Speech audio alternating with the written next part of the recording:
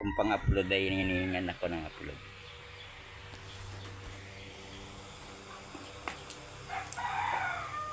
Hindi yung pagsabi dyan. Hinilot ka pala, nanakit ang katawan mo. Sabi ko, binili ko na tayo dyan, huwag hihilutin eh. Hindi nga kita hinihilot eh. Ano yung piti lang eh.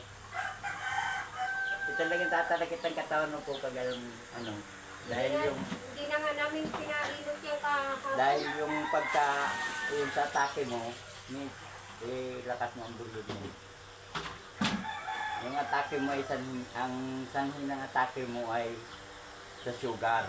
Talagang pag ganun ang atake, pag hinilot yan, buong katawan mo yan masasakit. Kaya hindi ako basta-basta naghihilot. Inaalam ko muna kung ano yung sanhi ng atake, hinahanap ko siya. Ako hindi naman ako katulad ng doktor na ikaw ang tatanungin para matukoy nila yung sakit mo. Ako ang naghahanap ng sakit. Sinasabi ko sa inyo yung sakit mo na wala akong itinanong sa inyo. May mga doktor kasi nagbabase sila dun sa... Tatanungin ka eh. 3 araw din po ako sa ospital gawa nung nagbigay tamsi ang ginamit. Iya puta na. Baon! Baon talaga yun. May napiktuan siyang hindi ko na ano eh. Wala na nang dumating ako, naputol nung ina yung tamsi, nakahiga lang siya, wala na, lamig na. Iyakan na yung mga kapatid, yung ina. Ay, padaan, huwag na yung iyakan yan. Hindi na nakbalatan ko, talampakan na yan. Lamig na eh, ginaganyan ko yung sintro ng talampakan. Ginaganyan kong pilit. Nang makaramdam akong konting init, binira-bira ko maya-maya, mga 5 minutos humikab. Yung binuhat ko na, pinasok ko na doon sa loob ng bayat. Hindi pwedeng pag-usungan eh, malaki. Nagtataka sila sa akin kung ba't na buhat ko. May tulay lang eh, ganyan lang yung tulay oh. Maliit na ako. Buhat ko, tinam ko dun sa loob. Binumba ko ng binumba yung dibdib. Tumaut ko na, lalaki, tinargahan ko ng hangin. Yun, mabilis na yung ano niya. Alang, ayaw magkamalay. Sabi ko, itakbutan ng ospital ito at nag-hospital ako na may tinamahan litid na papunta sa utak. Hindi na kaya sa hindi na kaya sa Pilipinas, tinakbo namin ng dahil. Umaga na nagkamalay. Pagkamalay, walang binata? Oo, walang kilala, pamatid-matid lang na ganyan. Yung magulang hindi kilala. Yung lalapitan ng doktor, nag-wide. Ano? Kaya natagalan ako sa ospital, inalalayan ko at ang bantay lang niya yung ina eh.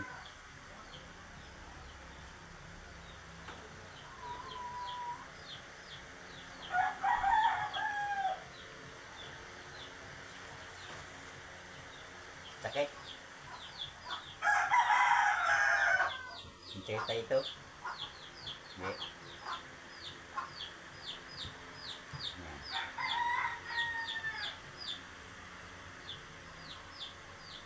Ano kayang dahilan niya? Ba't hindi ka nakakatulog? Yung...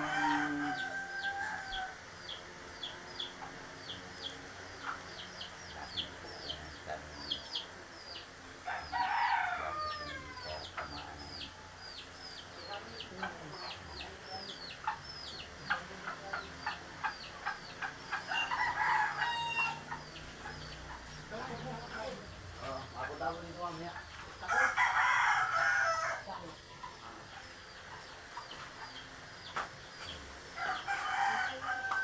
Creating po niya tayong asis mataas ng Alay? yung sa kidney at saka yung asis mataas ng medyo ng asis Baba na asid.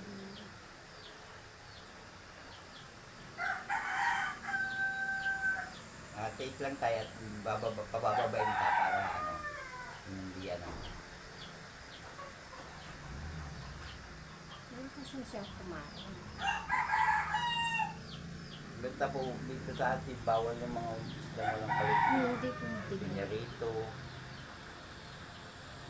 At kung ano po, kung may makukuha kayong hinog na kapaya, yun ang ipalmusal ninyo. Meron sa rin, nilagay ko ka. Tao na yun, inano ko na Yun po ang palmusalan. Tabliya? Hindi, Anong- papaya talaga na ano. Ayun pinainom mo. Yung hinog talaga na papaya, Oo, binaka-blender. Yun ang almusal. Kahit walang kanin, Oo. meron na Mas nilagay maganda ko sa yun. Kung bago matulog, mas tika-piraso pakainin mo sa gabi. Oo, Tapos umaga, yun lang ang palmusal mo. ayun din. Oo, mas mabilis yung magtanggal ng acid. Idudumi niya yan. Pinakain ko nga, kalahati siguro. Naka-blender kasi matigas. Kahit baga hinog na, matigas pa rin. Di naka-blender, yun, pinakain ko ka. Hindi pa rin natagalan yun. Kaya tayong pong saging na taba din yung binigyan. Itong ganitong saging, pwede to. Ito, oh. Matigas pa ito. Ito, oh. Itong ganito, Ano pa niya? pwede to. Yung Mariana? Ito, oh. Oh, meron din po yan. Pwede? Meron din po yung potassium pero dapat talaga sabay. Saba. Hindi talagang malakas ang potassium. Tapos patatas yan. Mamaya, lalagain ko naman yung isang Meron patatas. ganitong binata doon sa doon sa hospital. Sa bumabaling may yan. Potassium yung gawa ng kaakitin ko ng kaakitin sa gabi. Magiging sagabal po kasi, magiging sagabal sa pagtaas ng potassium niya yung kuya. Ayan na, gusto tiyaga niya na. Pagka nakakita siya ng medicine, tagilid, tayo, upo, ano yan. Sabi ko, matulog, di nga daw siya inaantok. Yung na po, sinitong oras natin. Ganitong oras na napunta. Noong linggo pag-alis ko, masarap ang tulog niya ng gabi. Kaya, Tapos dumating naman yung ina niya, hinilot siya buong katawan niya. Naroon na hindi na nagpatulog. yun ang matindi yun. Pati So, yung pagka ng potassium, Sarakit talaga, hanggang dito na yan ganyan. Sarakit na yan. May tapal na kami. sinabi ko na ho sa inyo na Kaya hindi sinabihan ito na nga pwede. na, sinabi na nga Healthy. namin. Kaya nga, mas kaunting ko na. Kita ko, pinasadahan ko lang siya ng pangmatahe ko na maid lang. Yan nga ang namin, sabi ko na, may naglapat na yan. Hindi pwedeng hilutin yan. Kahapon nagbalik na, sabi ko na, hindi pwede. At dadali namin yan sa paluat yan. Hindi na Talagang pwedeng hindi paluat. patutulog. Eh, sakit mo. Sarakit pati yung tiyan na yan. Balak pa nga yung tiyan hilutin. Hindi na kami iyak na yan ay. Kaya nga po nung una kong hawakan ito, hinanap ko yung sanhi nung atake niya. Para alam ko kung ano yung gagawin ko.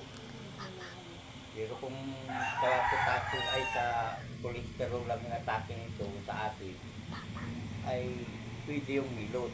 Pero yung sakit niya at saka yung sa diabetes, ay hindi talaga pwede yung milot at kakaawa ang pasyente Akala talaga. siguro may trangkaso na.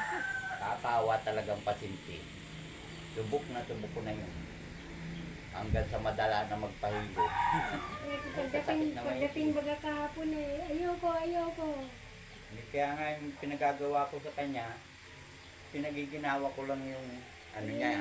Sabi ko na yun na, may naghihilot na yan. Panay pisi lang ang ginagawa ko, panay reflex lang, maski takaw resistensya ko yung reflex, ay binibigay ko yung gusto ko. Kaya kanina po, hindi ko napuntang umaga dahil puyat. Nag-ice din naman kami. Puyat talaga ako, hindi ko kayang mag-reflex din. Tumulog ako. Alis din kami siguro, nag-alis kami dito alas 7. Tama sana kung makarating ako kahapon pa lang. Ano, ay nagpapantabay ng pamilya kasi nagpapantabay. Kasi, iya naman. Haba na tayo. Haba na. Ganyan, yung posture mo. 9 ang Ito po, ang sabi ng atake nga nito ay yung pagtaas ng sugar. Kaya masasakit ang katawan. Yun ang napakadelikado na ang hirap kung ito po ay sa kolektro lang, itong pangatlong sesyon na ito, kami kalalagyan ito, may malakas na itong ano. Eh hindi ko magawa nga yung dapat gawin. Gawa nga ng sa diabetes ito. Gusto ko maka-recover muna yung potassium niya. Kalimitan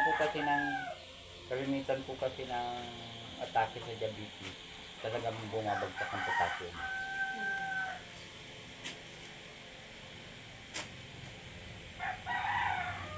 Ang importante niyan, katulad ng ganyan, nakokontrol yung pagtaas ng dugo. Ang maaari pong nagpataas ng sugar nito, yung pagkahilot ng nanay, dahil ang sasakit ng katawan niya, hindi ano, Sakit ang katawan, nag-iiyak na yan. Sabi niya na gagawin daw araw-araw ganito, mamamatay daw siya. Sabi ko, huwag mo na ano yan, may nagagamot na yan eh.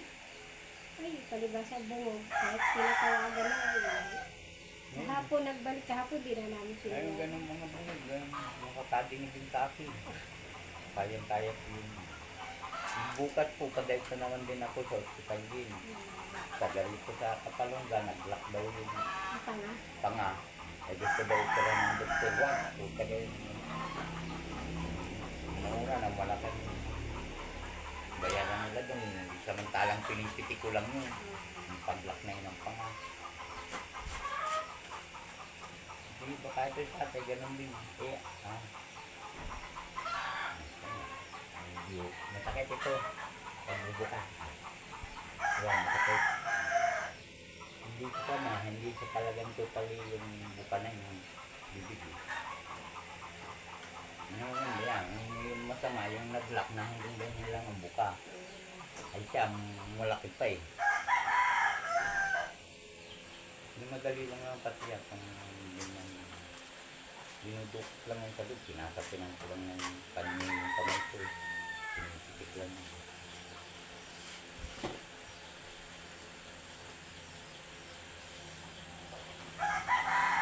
Ito po, bago ako umalis ng nilulit, ang balitan ko nila.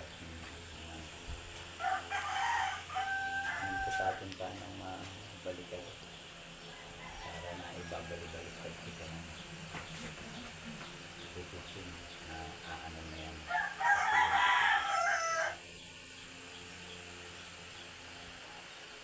Hindi na siya masakit na may gano'n. Kaya na nga na. Ito po ang kwan. Hindi na sinasakripisyo ko lang dito yung nadalang ang pasyente na nire-report ko ng tama sa oras. Para malis lang yung nararamdaman.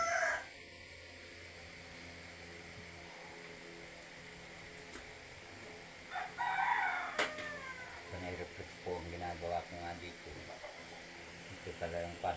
Dahil wala naman akong gagawin. Mamaya papahinga din naman ako sa bahay. Kakabawi din ako ng lakas.